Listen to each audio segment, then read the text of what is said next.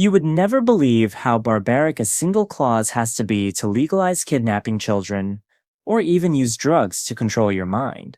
We're about to dive deep into the most unsettling policies of civilized society, from social experiments done in the name of goodwill that ended in human tragedy, to policies that pushed entire nations into the dark abyss. This is going to get wild. Let's start at the top, Tier 1. The tip of the iceberg, the United States Prohibition. First up, a classic case of good intentions paving the road to hell. America's Prohibition. In 1920, the government, pushed by moral crusaders, passed the 18th Amendment.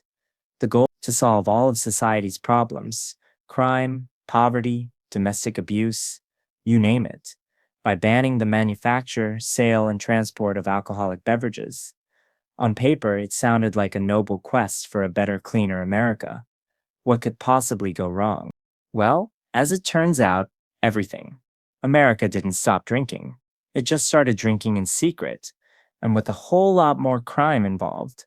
This policy didn't just fail, it backfired spectacularly, accidentally creating the golden age of organized crime. Before Prohibition, the mafia was a collection of scattered street gangs. After, they were a sophisticated nationwide corporation. Guys like Al Capone in Chicago and Lucky Luciano in New York became national celebrities, richer and more powerful than captains of industry. They built empires on bootlegging, running fleets of cars with souped-up engines to outrun the feds, and operating thousands of secret bars called speakeasies, where the booze and jazz flowed freely. The government's attempt to enforce the unenforceable was a joke. Cops, judges, and politicians were all on the take. The murder rates skyrocketed as rival gangs fought bloody turf wars for control of the liquor trade. It was a chaotic, violent, and deeply corrupt decade. But here's the conspiracy theory that bubbles just beneath the surface. Was it really all about morality? Some historians point to powerful industrialists like John D. Rockefeller, who were heavily invested in oil. They argue that these men supported Prohibition to kill off the competing ethanol fuel industry, which used alcohol from crops. By banning alcohol, they weren't just saving souls, they were cornering the market on energy. Whether it was a moral crusade that failed or a cynical business move that succeeded, the result was the same. A 14-year-long party for the American mob. Australia's stolen generations. Now, let's travel down under for a policy that wasn't just a mistake, but a calculated act of cultural destruction that lasted for over 60 years. From the early 1900s into the 1970s, the Australian government had an official policy of assimilation for its Aboriginal population. Sounds harmless, right? Like a benign plan for cultural integration. Wrong. In practice, this was one of the cruelest social experiments ever devised. Under this policy, government agents and police were given the power to forcibly remove mixed-race Aboriginal children from their families. They were literally snatched from their parents' arms, taken from their homes, and hunted down if they tried to run away. These children are now known as the stolen generations. They were shipped off to brutal church-run missions or state institutions, or adopted by white families. The stated goal was to protect them, to give them a better life. The real goal was to erase their identity. Their names were changed to European ones. They were beaten for speaking their native languages. They were told over and over that their culture was savage and their parents were worthless people who didn't want them. The story of Molly, Daisy, and Gracie, made famous in the film Rabbit Proof Fence, who escaped and walked 1,500 miles along a fence line to get back to their mother, was just one of thousands of similar tragedies. The deep conspiracy theory here isn't about aliens or secret societies. It's about something far more tangible: land and labor. By breaking the chain of cultural knowledge and severing family ties to ancestral lands, the government made it infinitely easier to seize territory and control a cheap, disconnected labor force. It was a policy of cultural genocide, wrapped in the language of paternalistic care. China's Haijin, sea ban. Ever wonder why China, the nation that launched the epic treasure fleets of Zheng He in the early 1400s, fleets that dwarfed anything Europe could produce at the time, wasn't a major player in the global age of exploration. The answer lies in one of the most self-destructive policies a major power has ever enacted, the Haijin, or the sea ban. For most of the Ming and Qing dynasties, the emperors, fearful of foreign influence and pirates, essentially declared the ocean off limits. The rule was brutally simple. Not a single plank is to be allowed to go to sea. This policy didn't just halt exploration. It was an act of economic self-mutilation. It devastated the thriving coastal provinces of Fujian and Guangdong, whose entire cultures and economies were built on maritime trade. But here's the kicker. It didn't even stop piracy. In fact, it created it, with no legal way to make a living. Hundreds of thousands of fishermen, merchants, and sailors were faced with a simple choice: starve or break the law. They chose to break the law, becoming smugglers and pirates out of necessity. The government's attempt to build a great wall around its ocean ended up creating the very monsters it was trying to keep out. The conspiracy here is a classic tale of internal power struggles. The ban wasn't just about pirates, it was a weapon used by the conservative, agrarian-focused, Confucian scholar officials at court against the powerful pro-trade eunuch faction, the group that had sponsored Zheng He's voyages. By shutting down the sea, the scholars weren't just securing the borders, they were cutting the legs out from under their political rivals, even if it meant crippling the country's future in the process. The US Indian Removal Act. Last on this tier, we have a policy that is as brutal and straightforward as its name suggests, a foundational crime of the United States. In 1830, President Andrew Jackson, a man who built his career as an Indian fighter, signed the Indian Removal Act into law. The official line was that this was a benevolent policy designed to protect Native American tribes from the corrupting influence of white society by moving them to a designated Indian territory west of the Mississippi River. This was a lie. The real reason was cotton and gold. The lands of the Cherokee, Choctaw, Creek, Chickasaw, and Seminole tribes in the American Southeast were incredibly fertile and, after a gold rush in Georgia, believed to be rich in minerals. So the government decided to take them. The act authorized the president to negotiate removal treaties, but when tribes like the Cherokee refused, taking their case all the way to the Supreme Court and winning, President Jackson famously ignored the court's decision. He allegedly said, "John Marshall has made his decision, now let him enforce it." What followed was the Trail of Tears. The U.S. Army was sent to round up over 16,000 Cherokee men, women, and children at bayonet point, force them into concentration camps, and then march them over 1,200 miles to Oklahoma. They were given little food, water, or shelter. Around 4,000 people, a quarter of the Cherokee Nation, died on the march from disease, starvation, and exposure. The conspiracy here is that the Georgia Gold Rush itself was a manufactured crisis, intentionally exaggerated by land speculators and the state government to create a public frenzy and provide the political cover needed to illegally seize Cherokee land. It was a government-sanctioned death march, all for the sake of land and gold.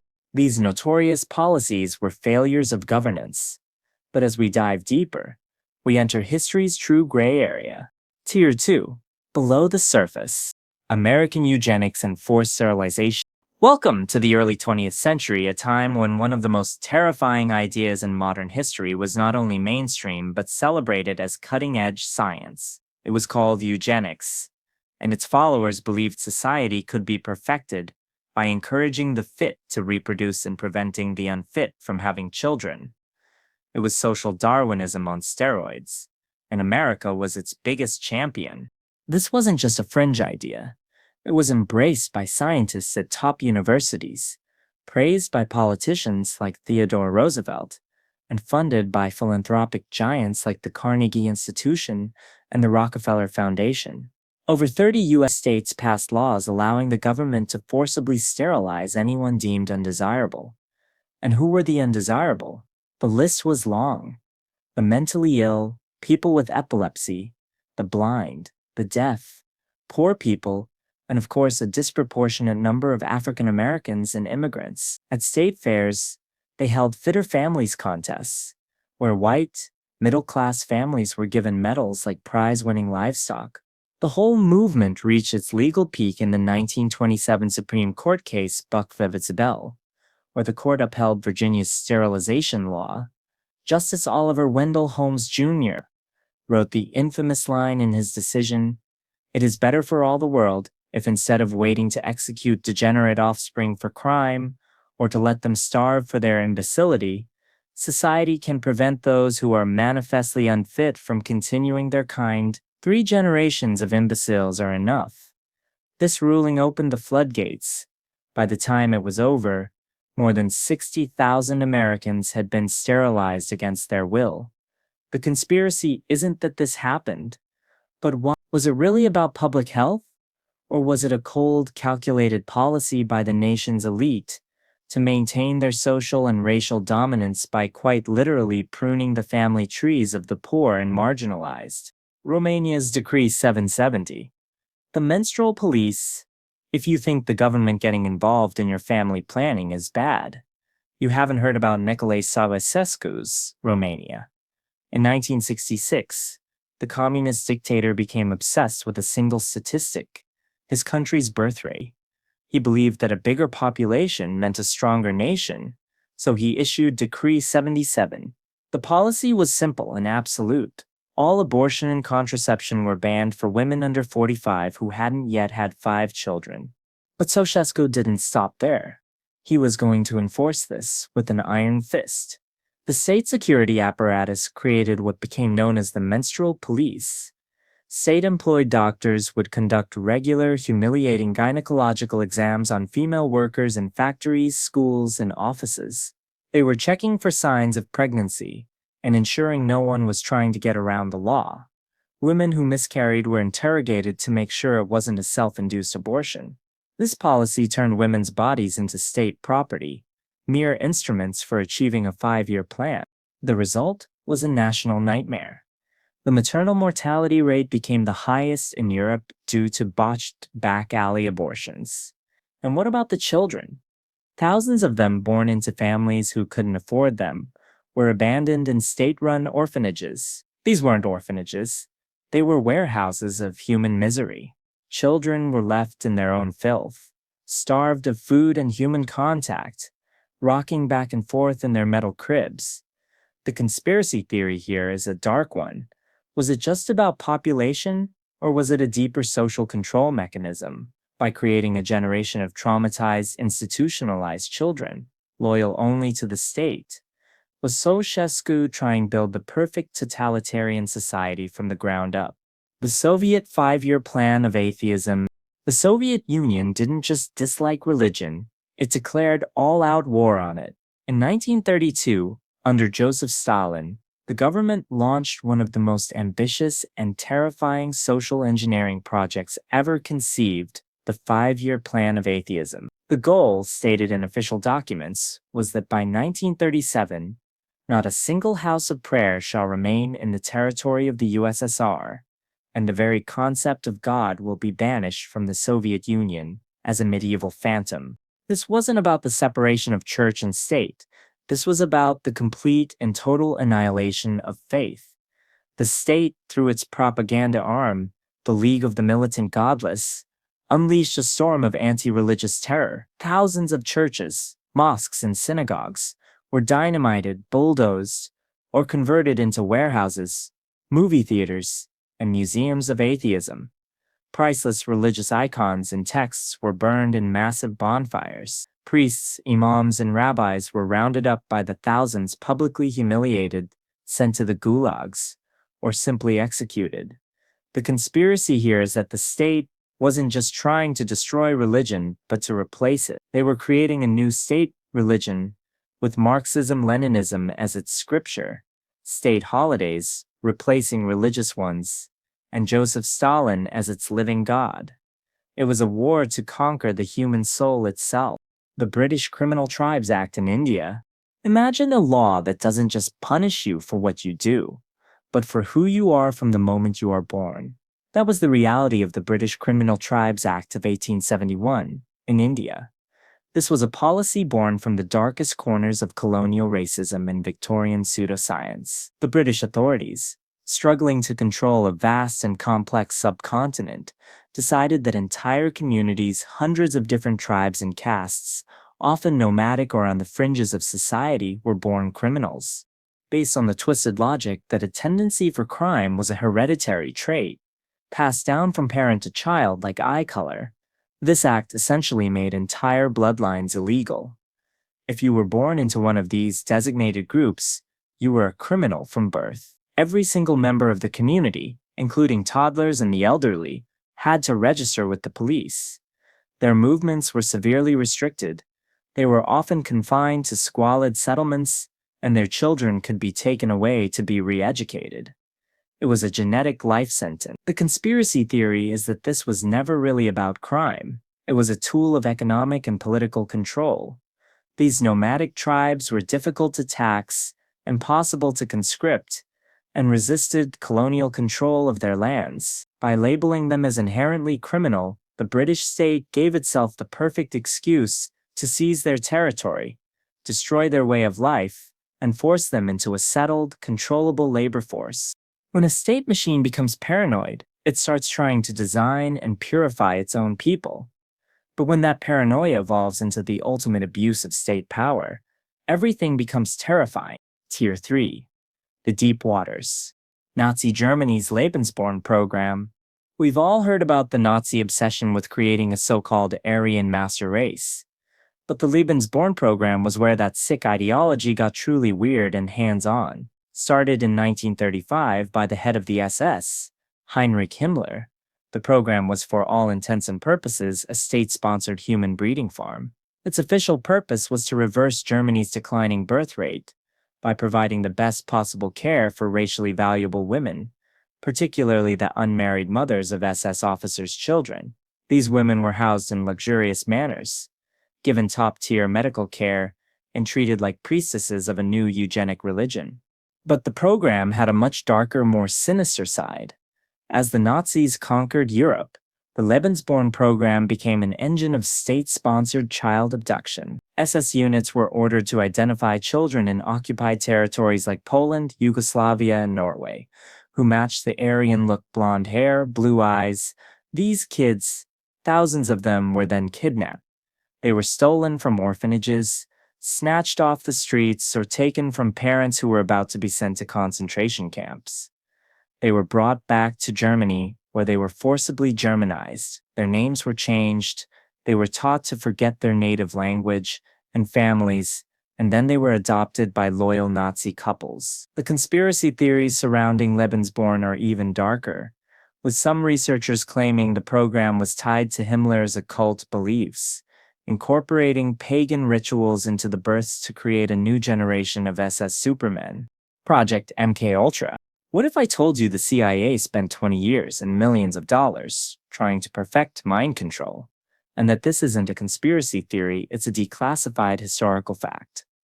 Welcome to Project MKUltra. From 1953 to 1973, at the height of the Cold War, the CIA conducted a massive, top-secret, and wildly illegal series of experiments to find a way to control the human mind.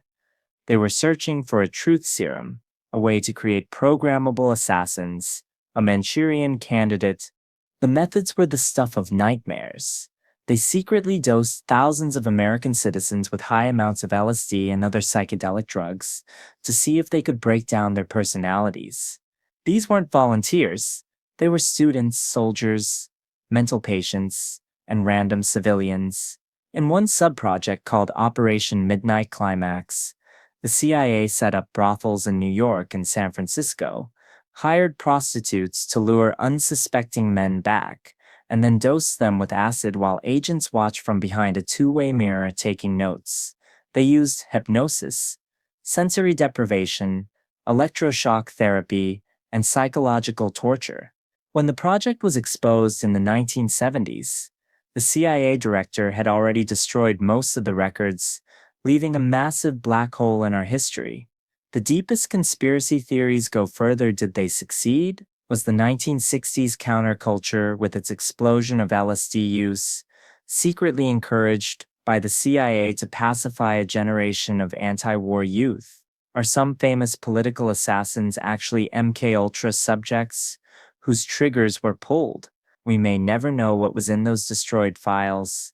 The Khmer Rouge in Year Zero. On April 17, 1975, a fanatical communist group called the Khmer Rouge, led by the infamous Pol Pot, marched into the capital of Cambodia, Phnom Penh. What happened next was not just a change in government.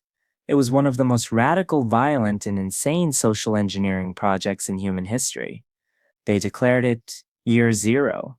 The policy was simple. Everything that existed before was evil and had to be destroyed. History was starting over, right now. Their first act was to empty the cities.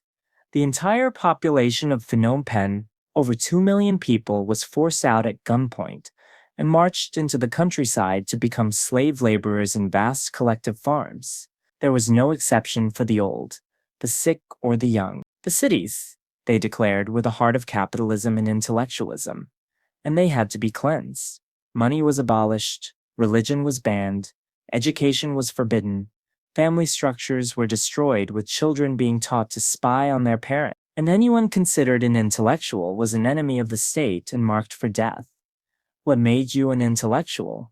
Knowing a foreign language, having soft hands, even wearing glasses. In just 4 years, this insane policy to create a perfect agrarian utopia led to the deaths of nearly 2 million Cambodians, a quarter of the country's population, from starvation, overwork, and execution in the infamous killing fields.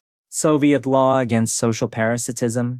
In the workers' paradise of the Soviet Union, not working was a crime. Under the infamous anti-parasitism laws, which were in effect from 1961 until the fall of the USSR, any able-bodied adult who wasn't working a state-approved job for more than 4 months could be arrested and charged with being a social parasite. The punishment was typically internal exile and years of hard labor in a remote village. On the surface, it sounded like a reasonable policy to combat laziness and unemployment. In reality, it was a terrifyingly effective weapon for crushing any form of individuality or dissent. Who decided what a real job was?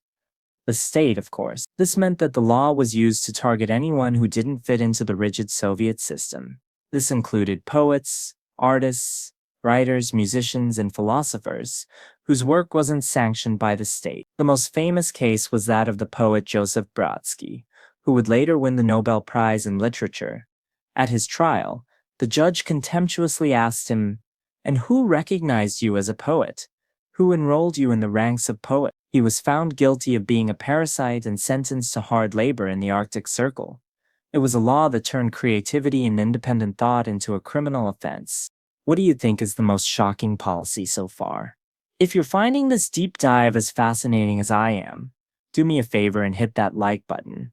Let me know your thoughts in the comments below. Now, let's head to the bottom.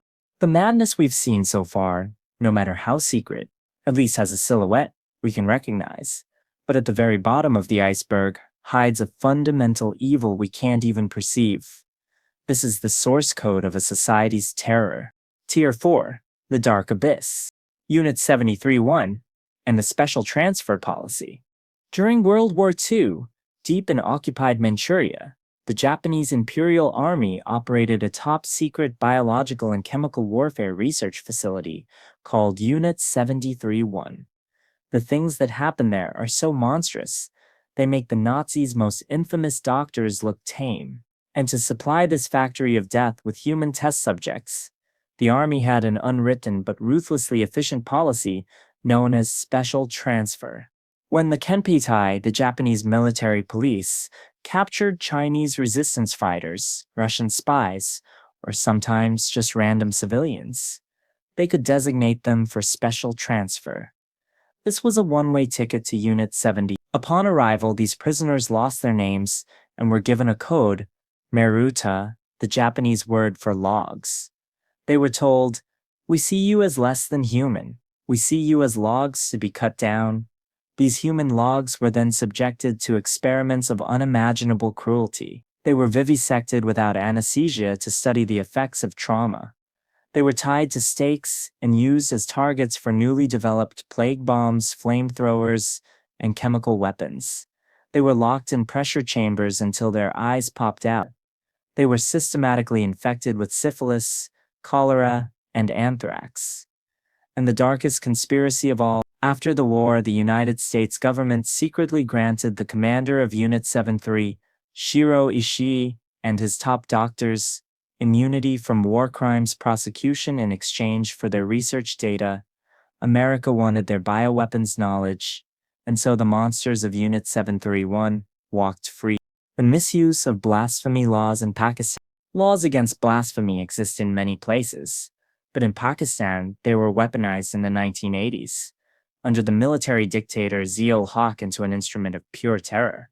Under these laws, anyone accused of saying anything that insults Islam, the Quran, or the Prophet Muhammad can be sentenced to death. The problem is, the laws are incredibly vague, and proof is not a high priority. An accusation is all it takes. In practice, this policy has become a terrifying tool for personal vendettas and the persecution of minorities. Have a land dispute with your Christian neighbor. Accuse them of blasphemy. Want to get rid of a business competitor? Accuse them of blasphemy. The mere accusation, even without a shred of evidence, can incite a furious mob to bypass the legal system entirely and lynch the accused in the street.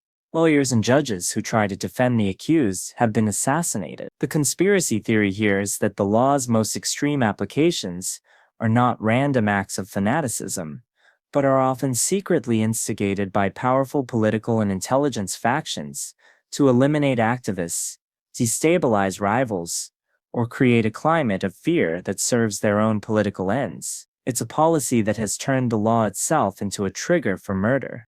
The Guatemala syphilis experiment. Between 1946 and 1948, the U.S. Public Health Service, with the full knowledge and funding of the U.S. government, conducted a secret and monstrous experiment in Guatemala. The official policy objective was to find better ways to treat sexually transmitted diseases like syphilis. Their method was to deliberately infect people. American doctors, led by the same physician who would later oversee the infamous Tuskegee syphilis study, went to Guatemala and, without the knowledge or consent of the victims, infected over 1,300 soldiers, prisoners, and mental patients with syphilis, gonorrhea, and chancroid. Their methods were depraved. They paid infected prostitutes to sleep with prisoners. When that didn't work fast enough, they started direct inoculation, pouring bacteria onto open wounds on the subjects' bodies, or in the most horrific cases, injecting syphilis bacteria directly into their spines. This was not about curing sick people. It was about intentionally making healthy people sick for the sake of collecting data. The experiment was kept secret for over 60 years, until it was finally uncovered, and it stands as one of the darkest examples of state-sponsored medical torture in history, leaving many to wonder how many other secret experiments like this have never been found. Franco's stolen babies scandal. Finally, we have a policy of quiet, systematic evil that operated in Spain for over 50 years, under the right-wing dictatorship of Francisco Franco, and continuing well into the 1990s. A secret network of doctors, nurses, priests, and nuns stole newborn babies from hospitals across the country. The process was cruelly simple. They would target mothers who were poor, unmarried, or from families with leftist political views, opponents of the regime. After the mother gave birth, she would be told that her baby had tragically died and was quickly buried. In reality, the healthy infant was sold to a wealthy, childless couple loyal to the Franco estate. What began as a political policy to cleanse Spain of Marxist genes by stealing the children of political opponents evolved into a massive, profitable human trafficking ring that operated for decades with the silent approval of the state and the Catholic Church. It is estimated that as many as 300,000 babies were stolen. Today, thousands of these stolen children, now middle-aged, are using DNA tests to search for their birth families, uncovering a hidden history of a state policy that turned baby trafficking into a national industry. From bad ideas to terrifying systems, these policies show how easily the structures designed to protect us can be turned into instruments of horror. The line between civilization and barbarism is sometimes just a single terrifyingly legal clause. The real question isn't just about the horrors we endured in the past, It's about the destructive policies we might be living under right now. Without even realizing it, I'm desperate to understand what those problems are today.